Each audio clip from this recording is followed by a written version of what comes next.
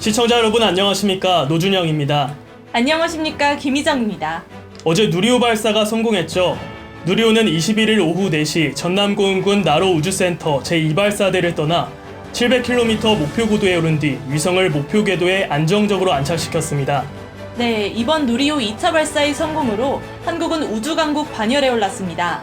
1톤 이상의 인공위성을 우주발사체에 실어 자체 기술로 쏘아 올린 세계 7번째 나라가 된 것입니다.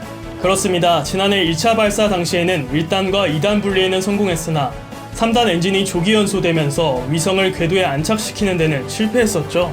네, 1차 실패를 바탕으로 연구원들은 3단 로켓의 문제점을 면밀히 조사하고 개선 조치를 취해 2차 발사는 성공적으로 마치게 됐습니다. 이번 성공을 통해 2027년까지 총 6,874억 원을 들여 추진되는 한국형 발사체 고도화 사업도 탄력을 받을 전망입니다. 한편 누리호 3차 발사는 내년 상반기에 진행될 예정입니다. 이 시각 주요 뉴스입니다. 성희롱 발언 논란으로 당 윤리심판원의 당원권 정지 6개월 중징계를 받은 최강욱 의원이 재심 신청 절차를 밟겠다며 징계 불복 의사를 밝혔습니다. 이에 대해 박지원 전 비상대책위원장은 아직도 자기 잘못을 인정하지 않고 당을 깊은 수렁으로 끌고 들어가고 있다고 밝혀 앞으로 당내 혼란이 더 가중될 전망입니다. 윤석열 대통령이 21일 공공기관 혁신과 관련해 지금 경제가 굉장한 비상 상황으로 강도 높은 구조조정이 필요하다고 밝혔습니다. 윤 대통령은 지나치게 넓은 사무실 규모를 축소하고 호화청사를 매각하라고 주문했습니다. LG전자와 카카오 모빌리티가 미래 모빌리티 분야 기술 협업을 위한 업무 협약을 맺었습니다.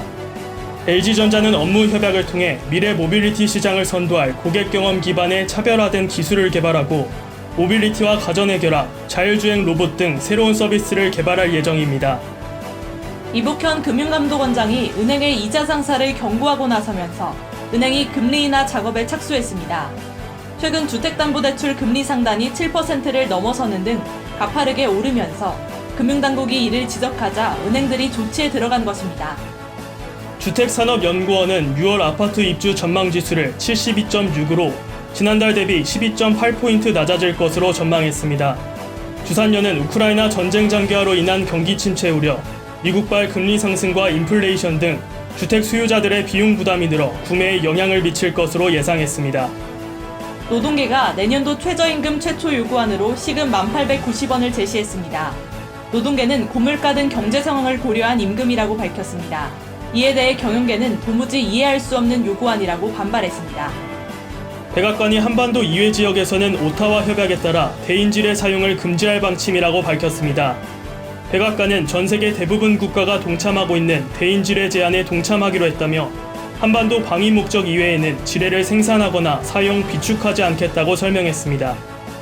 원숭이 두창 국내 의심 환자 2명 중 1명이 PCR 검사에서 양성 판정을 받았습니다. 방역당국은 21일 신고된 원숭이 두창 의심 환자 2명에 대해 검사를 실시했는데 이 중 독일에서 입국한 내국인 A씨가 양성 판정을 받은 것으로 전해졌습니다. 문재인 정부에서 국토교통부가 추진해온 건설산업 혁신 방안 중 하나인 업종 개편에 대해 시설물 유지관리업계가 4년째 반발하고 있습니다. 개편 과정에서 29개 전문 건설업종 중 시설물 유지관리업종만 폐지 위기에 놓였기 때문입니다. 시설물 유지관리 업종은 교량, 터널, 고가차도 건축물 등 시설물의 기능을 보전하기 위해 일상적으로 점검, 정비하고 개량 보수하는 공사를 전문적으로 시공하는 건설 업종입니다. 한편 권익위는 지난해 국토교통부의 일방적 폐지 결정은 이해 당사자와 제대로 논의가 이루어지지 않아 정책 결정 과정상 하자가 있고 특히 충분한 준비 기간 없이 강제로 업종을 전환토록 해 부당하다며 충분히 논의할 것을 권고했습니다. 대한시설물유지관리협회 황현 회장은 업종 폐지 정책과 관련해 7,300여 개 시설물 유지관리 사업자 대표 사인이 2021년 3월 헌법재판소에 소송을 제기했고 현재 15개월째 진행되고 있다고 밝혔습니다. 이어 국민의힘 소속 의원 16인이 시설물 유지관리업을 특수 업종으로 하는 내용을 담은 시설물안전법 개정안을 2020년 12월 9일자로 법안 발의해 현재 국회에 계류 중이라고 말했습니다. 업계는 새로운 정부가 이제 막 출범한 지금 이전 정부가 시설물 유지 보수의 중요성과 안전성을 고려하지 않고 업종을 폐지하기로 한 정책을 현 정부가 철회해달라고 요구했다고 밝혔습니다. 이 시각 주요 뉴스였습니다. 지금까지 노준영, 김희정이었습니다.